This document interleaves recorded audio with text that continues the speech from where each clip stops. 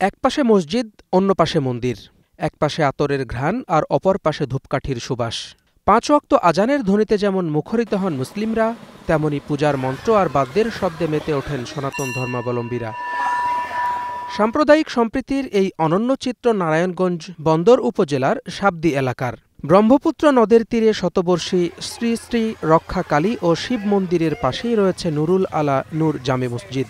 ৫০ বছর ধরে দুই ধর্মের সব আয়োজন চলছে পাশাপাশি, নেই কোনো বিভেদ। আমাদের হিন্দু মুসলমান সব ভেদাভেদ নাই, এখানে সবাই আমরা মিলেমিশে ছোটবেলা থেকে আমরা একসাথে বড় হয়েছি, একসাথে চলাফেরা করি।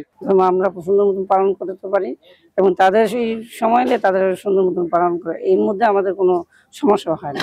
আর তারা ধর্মীয়ভাবে তারা যেভাবে নাকি পালন করতেছে, আমাদের থেকে তাদের কোনো ডিস্টার্ব নেই।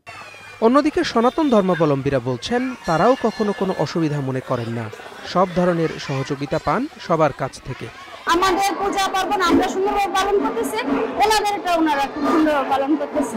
আমরা হিন্দু মুসলিম যেরকম একটা মতবিভেদ থাকে, এরকম আমাদের ভিতরে এরকম কিছুই নেই। সবাই ওইভাবে আমরা সবাই সহযোগী করি। আজান এবং নামাজের সময়সূচিগুলি জানি, ওই সময়গুলিতে আমরা আমাদের ডাক ঢোল এবং বাজনা ওইটুকু বদ্ধ রাখি। শুধু শারদীয় দুর্গোৎসব নয়, কালীপূজা সহ সব আয়োজনে প্রতিবেশী হিসাবে একে অপরের সাথে মিলেমিশে থাকেন তারা। নারায়ণগঞ্জের জেলা প্রশাসক একে বলছেন পুরো বাংলাদেশের প্রতিচ্ছবি। বক্তব্য হচ্ছে সাম্প্রদায়িক সম্প্রীতি তো আমাদের ঐতিহ্যবাহী, আমাদের চিরন্তন এইভাবে চলে আসছে।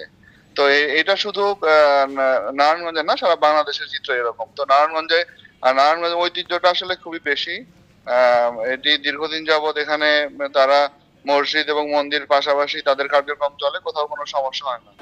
ধর্ম ভিন্ন হলেও মানুষ মানুষের পাশে থাকলেই তৈরি হয় সত্যিকারের সম্প্রীতি। নারায়ণগঞ্জে এই মসজিদ আর মন্দিরের কার্যক্রম সে চিত্রই তুলে ধরে। Desk report, star news.